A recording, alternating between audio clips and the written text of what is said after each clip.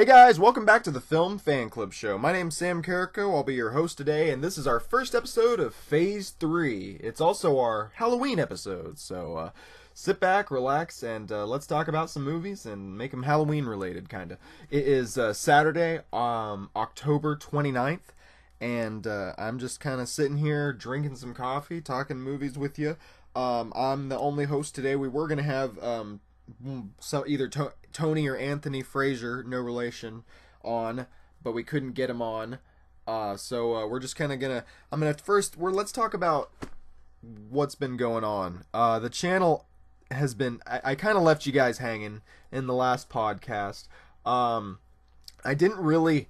I kind of hinted at it, but I didn't give any confirmation of when we're going on a hiatus, if we're going on a hiatus, if that was going to be the last episode or not. I just kind of said, hey, I'm thinking about doing some changes coming up. And then I just didn't do another podcast. And what was going to happen, and I did a Facebook Live about this. I did a couple.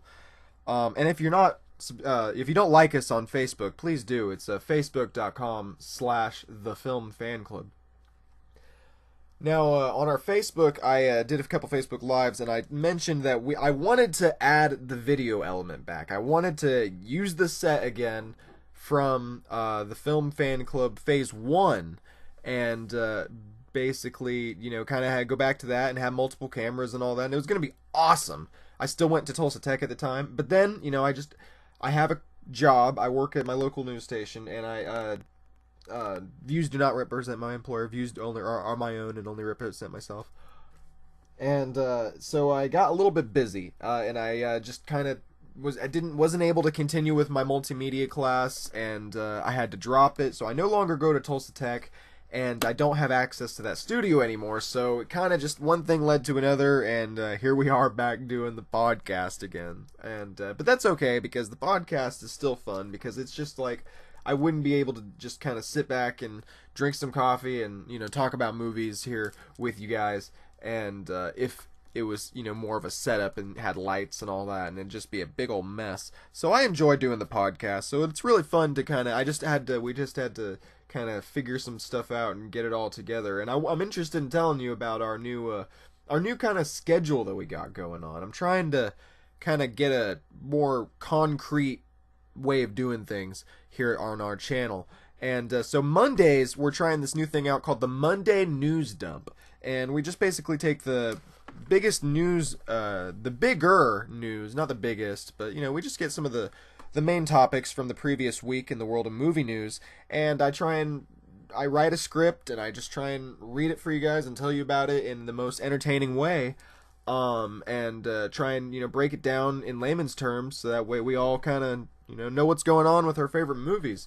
And I think it's pretty fun. It's something I was looking to do something for my portfolio, and I think it's pretty cool to get to do. I hope you guys enjoy it. So I'll put a link. I'll actually show you guys part of a clip from the most recent one here in a second. But first, let's talk about some of the other stuff we got on the schedule. So, and then of course, over the summer, towards the end of the summer, really be going into the beginning of the fall movie season, I started, because the fall movie season kind of sucks before you get into the good Oscar stuff, which we're kind of starting to get into, but I just haven't had time to go to the movies. But it's really, I've been doing these Throwback Thursday reviews, and I've been getting some good feedback on them. And so I started out with my review of Citizen Kane, great movie, and most recently we reviewed Alien and the Rocky Horror Picture Show. So check those two reviews out. It's been really fun. We're trying to make them like kind of October, Halloween related. Alien's a scary movie. Why not? Rocky Horror Picture Show. People watch it on Halloween for some reason. Before that, we did Scooby-Doo and the Reluctant Werewolf. That's good. So those are some really good Halloween movies, and we reviewed them recently on the Film Fan Club channel for Throwback Thursday. So really, for the schedule for the week, we're trying to do it. Mondays is the Monday News Dump. Thursdays is Throwback Thursday movie reviews. And then on Saturday mornings, we'll do the Film Fan Club show and do the podcast, and you guys can hopefully just kind of, maybe whether it be over brunch, or your lunch break at work, or on your way home from work, or just, when you get home, or just whenever, just have the Film Fan Club podcast to listen to, and hopefully kind of get some upgrades to it as we go on. as we go on, we're trying to invest in more cameras and all that, so that way we can, and then you kind of looking at some other spaces to potentially set up a set and all that, because it's a little bit hard to do a film fan club show just with my little movie review corner that I do. But we're looking at a lot of options. We hope to do some upgrades to the show in the near future. So enough with the updates on the podcast and the channel and all that. But lots of cool stuff. But let's talk about recently I got to go to Wizard World Comic Con, and I'm just going to talk about that for a second because it was pretty fun. I gotta say, it was pretty fun. I enjoy it. I mean, now, probably the best time I'll admit was last year, because last year I got to meet Kevin Conroy, who was the original voice of Batman in the Batman animated series back in the early '90s. So he's been voicing Batman since before I was born. So I got to meet him last year and take a picture and get his autograph, and we talked about Arkham Knight and Return of the Joker and all that stuff, and it was just really cool. Batman Beyond, Return of the Joker, that is. And it was really cool to get to do that. But then I went back this year, as I try to each year, and I really had a good time. I really did. It's really always a bunch of fun to get to see the people in their cosplay, and get to meet some actual like comic book writers and artists, and see awesome artwork and posters, and this year I got to go to my first panel. I never been to a panel at Wizard World Comic Con before for some reason. I always just walk the floor and try and meet people and get autographs and artwork and all that. But this year I did some of that, and then I went to the graphic novelist writer panel, and so that was really cool to get to hear kind of what it's like to work in the business, and just hear it from them. And it was really awesome too, and they gave some advice on what it's like if you're trying to get into that. I don't want to be a comic book writer per se, but it was just awesome to hear them talk about it and about their passion. And so they had like gotten influence from Stan Lee. One of the guys had created the character El Diablo, who appeared in Suicide Squad. So that was very cool. It was really great to get to see all that stuff at Comic-Con, but it's unfortunate because Tulsa, Wizard World Tulsa next year is going to become Wizard World OKC, and it's moving to Oklahoma City, and that's like 2 hours away from me, guys. I don't know about you, but I don't want to drive 2 hours. It's already, I'm cheap, and it costs like $40-50 to go to Comic-Con in the first place, and then I'm like, gosh, I have to pay for a tank of gas too to go there and get back. Jeez. And maybe pay to park. Holy crap. No. I know, I'm just complaining and whining, but yeah, that sucks. Unfortunately. We'll talk about that a little bit more on the Monday news dump this coming Monday, so make sure you subscribe to this channel for that, and we'll talk about that then. But yeah, that's it for Comic-Con. That was a really good time. So, I'm going to show you guys a clip from the Monday news dump real quick. Just 2 stories, and I'm going to talk about those 2 stories. So, enjoy. Well, Community fans rejoice. Donald Glover, aka Childish Gambino, has officially been cast as a young Lando Calrissian in the upcoming Han Solo Star Wars story. Star Wars fans had speculated that the character would make an appearance in the prequel ever since it was announced, but Lucasfilm made it official on Friday with a press release on StarWars.com. Donald Glover is of course from Community, but he's no stranger to dramatic roles, having appeared in last year's The Martian, and he will appear in next year's The Amazing Spider-Man 3, haha, just kidding, Spider-Man Homecoming. The release date for the Han Solo spin-off movie is in 2018. Just when Fox thought they had a surefire franchise going, with Deadpool making over $700 million worldwide and earning 84% on Rotten Tomatoes, they seem to have hit a snag on the development of the sequel, with director Tim Miller leaving the project. According to The Wrap, the split was over creative differences between Miller and star Ryan Reynolds. Tim Miller wanted to make a more stylized sequel, while Ryan Reynolds wanted to focus on the raunchy humor of the movie. This may be worrisome to fans, since Miller's been attached to the project and the franchise ever since 2011. But then again, so have Ryan Reynolds and the screenwriters, and they're all still on board. Regardless, there's no release date set for Deadpool 2, but of course, we'll keep you updated. Okay, so which one to talk about first? I don't know. I honestly cannot remember which one was first in the video, so I was prepared for this. So let's talk about Donald Glover as Lando real quick. So Donald Glover's Lando Calrissian now in the young Han Solo spin-off movie, according to straight from StarWars.com. It had been rumored for a while after they announced the Han Solo spin-off that Lando would appear, and then of course you think about who could play him. Naturally, I mean Donald Glover's been in dramatic roles recently in The Martian and some other stuff, and he's a young up-and-coming actor, and he's been taken seriously in the business. So it's really cool to have it confirmed that it's this guy. That's really cool to hear. I like that. I like what Donald Glover's done, and I'm really happy that since we have to have a Lando Calrissian, a young version, and a young version of Han Solo, and a spin-off and all that, spin-off prequel, I'm happy that it is Donald Glover, so that does give me confidence. But, big old but, I'm still not sold on the idea of doing both of these characters just the young versions. Doing them again, just the young versions. Spoiler alert for The Force Awakens. They killed off Han at the end of that movie. And, I mean, they could have left him... I mean, maybe Harrison Ford didn't want to come back, but they could have potentially left him alive, and we could have still had Han, but we don't have Han. So, why kill him, you know, if we're just going to have a spin-off prequel where it's, oh, we get to still hang out with Han, but it's not Han because it's this new actor. It's just weird. I don't like it. I don't know. It's just...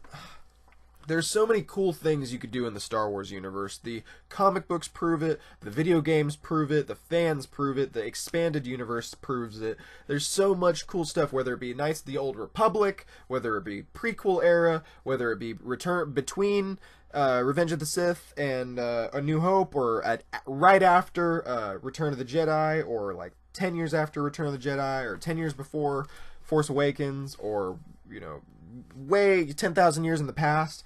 You could do so many things with the Star Wars universe where you could just, you know, I love the idea of, you know, stuff like Rogue One, where it's like barely, you know, we get that, oh, you know, there's Vader, we get Vader as the villain, you know, partially, kind of again, in a small role. And but we still get these new characters in Jyn Erso, and we get the familiar things with the, you know, the Death Star, but we still get a new villain in Orson Krennic and all that stuff. So it's a good balance that we're getting in Rogue One, and I like that. But I feel like they're just going too far with a Han Solo spinoff prequel, and it's just, oh, it's Han Solo but he's young, it's Lando but he's young. You know, it's like, I'm kind of over it. I want to see, you know, this new character in this new place, and this, you know, let's expand the universe a little bit. You know, let's see other galaxies far, far away, you know? I don't know, that's just me. How do you guys feel? Let me know in the comments section below. Now let's talk about the other one. So, Deadpool 2 has been having a lot of drama recently. A lot of developments, actually, on that one. First, Tim Miller, who's been on the project since 2011, we hear that he's leaving because of creative differences with Ryan Reynolds.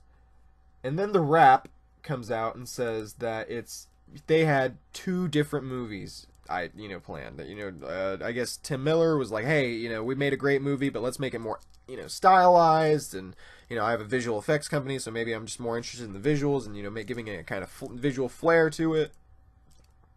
Ryan Reynolds, from what I can gather, is like, hey, let's, you know, stick to what works. You know, I want to do this movie again. Or, not necessarily I want to do this movie again, but I want to stick to this kind of, maybe this concept, or this kind of plot formula, or these kind of things. I don't know. I just know that, from what it seems like, Tim Miller wanted to take a big departure from what the first film was, and then Ryan Reynolds kind of wanted to hone in on, no, let's kind of let's not go too crazy. So Tim Miller left. That sucks. That really does suck, because I don't like, not necessarily that he left. I mean, just that they had two different visions, two different movies in mind, and they just weren't going the same way with it, and that's unfortunate, because I really like it. You know, whenever, you know, a good team works together, they all have a great collaboration, make a good movie, really good movie in the case of Deadpool, and you can tell it was a good team effort. And then now that team is starting to fall apart a little bit. Now, yeah, Ryan Reynolds and Rhett Reese and Paul Wernick have all been there since, I think, before 2011. Of course, Ryan Reynolds has been there since, like, 2008. But I think Rhett Reese and Paul Wernick were there before Tim Miller. And they're all still on board, those three people.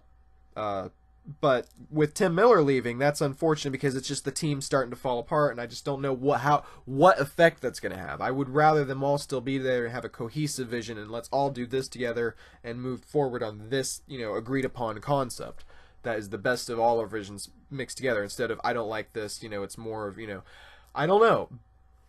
So that's unfortunate that they're leaving. Next up that happens is people petition for Quentin Tarantino to direct. And I just don't think that's a good idea. I'm not the biggest Tarantino fan. I've seen The Hateful Eight and Inglourious Bastards and parts of Reservoir Dogs and parts of Pulp Fiction. And it's a blind spot for me, but I just don't see him working in the studio. I mean, I don't think he's ever done anyone else's sequel.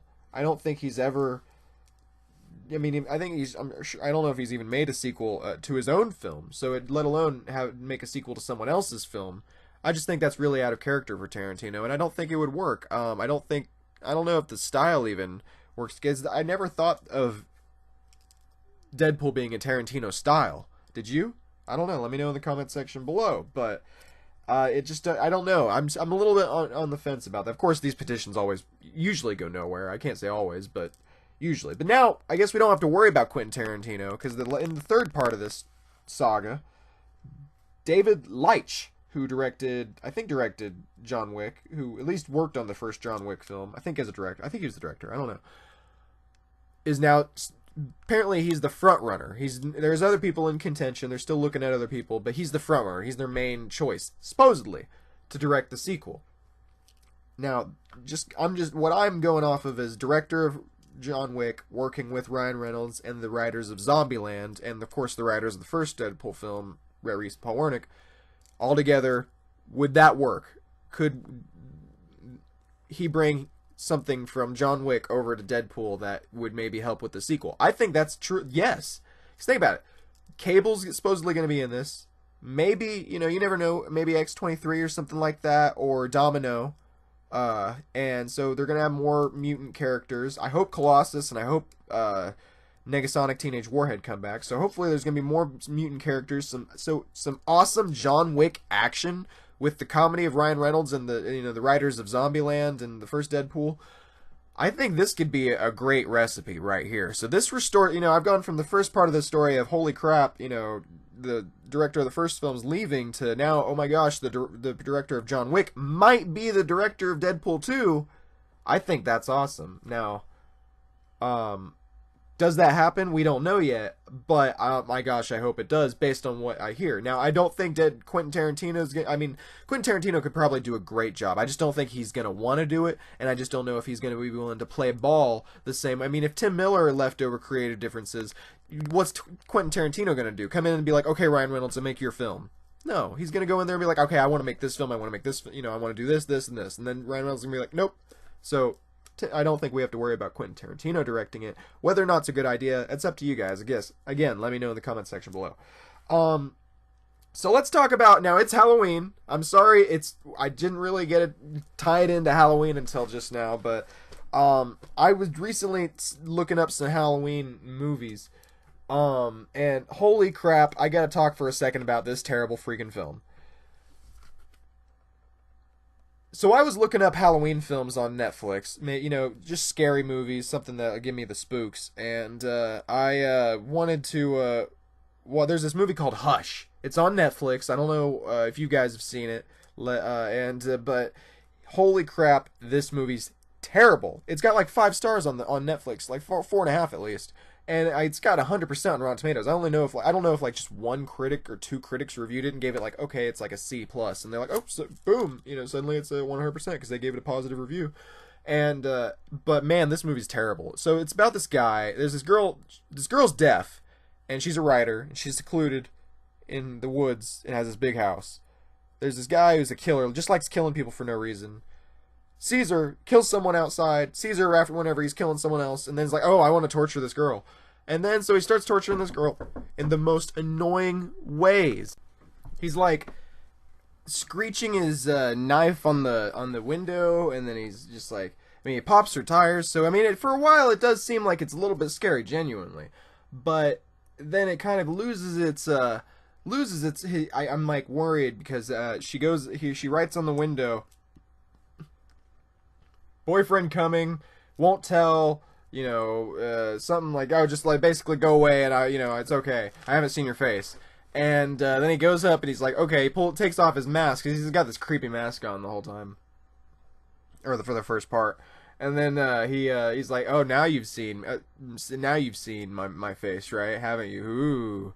And I'm like, this guy just took away all tension from me potentially being afraid of him. It just took away all, scariness of him, because now it's just this weird, creepy, creepy skinny white guy with issues, basically, that just likes torturing. He's got this weird power complex who just wants to torture this poor deaf woman.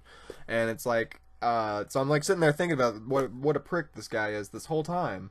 And it's just so annoying, because I gotta say, I'm a little let down. I'm a little like this movie, because like there's this meme that goes around that's like, oh, only real Netflix people know who this guy is, only real Netflix fans, it's like, oh, okay, I guess, I need to watch more Netflix. So I watched this movie Hush, which got the, it's got the thing, this picture of the guy from the meme on the cover, and I'm like, okay, so this is gonna be a scary movie, right? Because people, my age are like, ooh, this is scary.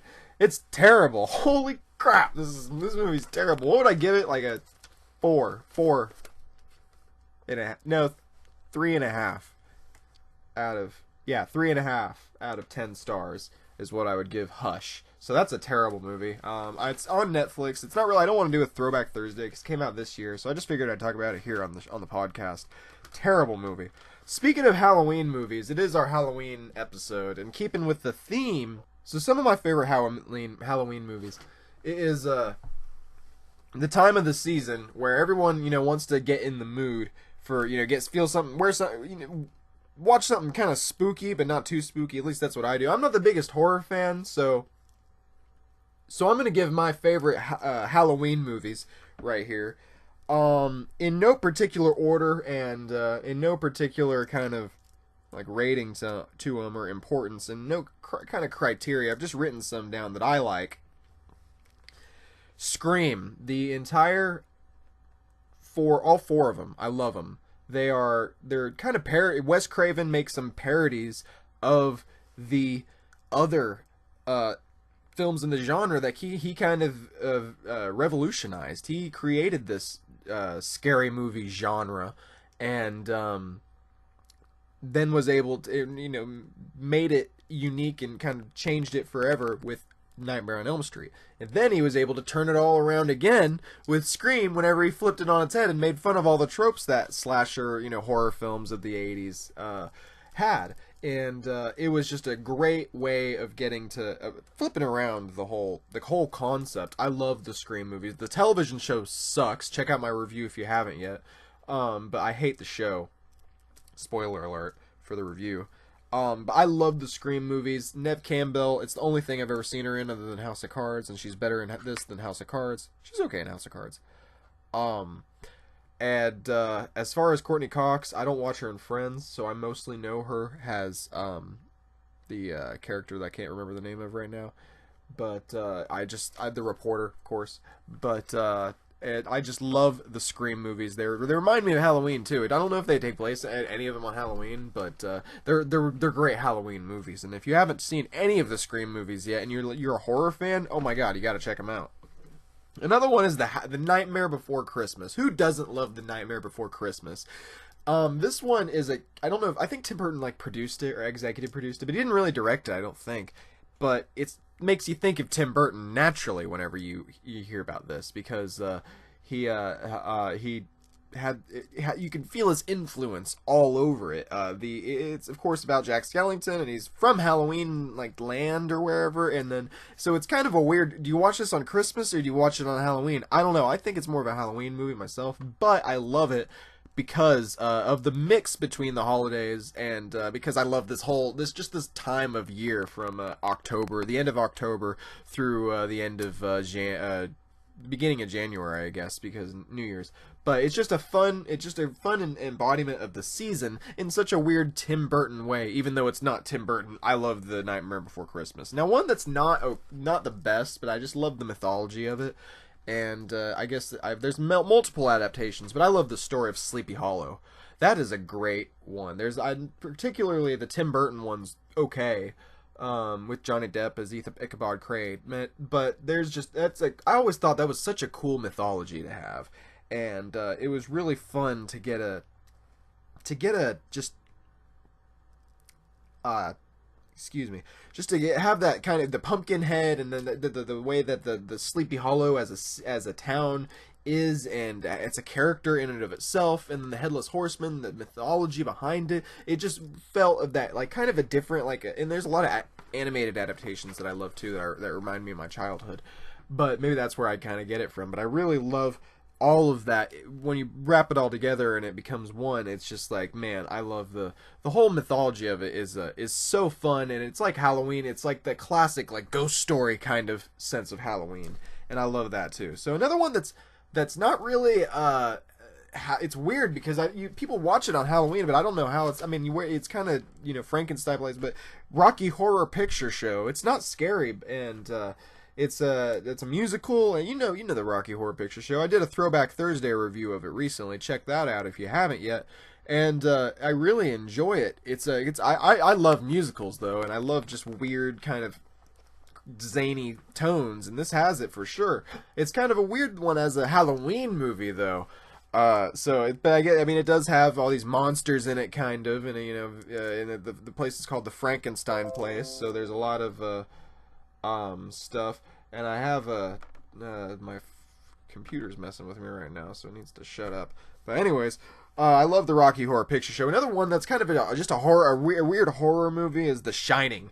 I love The Shining. Stephen King's The Shining, of course, written or directed by Stanley Kubrick.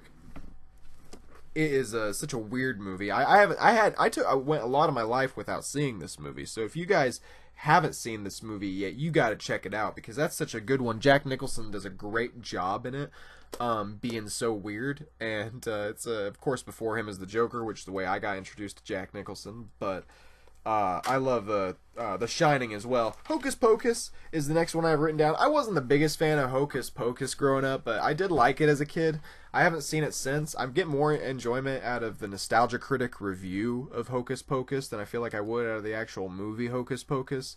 But it's got that Halloween feel to it. Disney Channel's got a lot of great Halloween movies. If you're a nostalgic person and want to watch stuff from your childhood, Halloween Town and stuff. I think my girlfriend's got that somewhere at her house.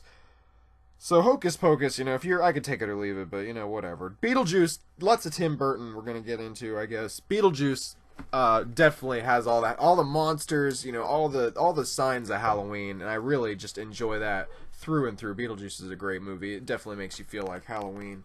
Corpse Bride is another one. It doesn't really specifically, it's just zombies, undead. Zombieland's another good one. I didn't have that written down, but yeah, Zombieland. Corpse Bride is great. Tim Burton does a great job. He's the master of all this creepy stuff. Probably there's other creepy, Tim Burton movies that I can't even, I haven't thought of yet. And Ghostbusters is a great, because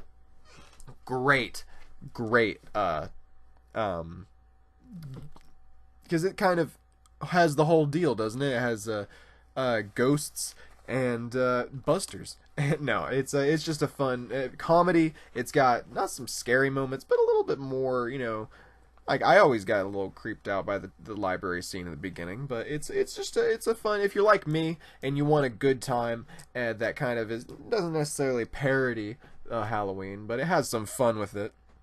It has fun with the horror movie tropes and all that, and it's I think Ghostbusters is a good one. So make sure you guys check that out, and make sure you check out Ghostbusters if you haven't seen it yet. What am I talking about? The original. So that's our Halloween special, guys. It was a pretty lackluster one, but it was mostly just to get the show rolling. So we're gonna hopefully get this improved as we keep on going. I hope you enjoy this video, and like us on Facebook and subscribe here on the Film Fan Club channel. Every Monday we got the Monday News Dump, every Thursday we got Throwback Thursday reviews, and every Saturday we have the Film Fan Club podcast. So thanks a lot, guys. I'm Sam Carrico. You can follow me on the various social media sites at Samuel D. Carrico, and I'll see you next time. Thanks a lot. Have a good week.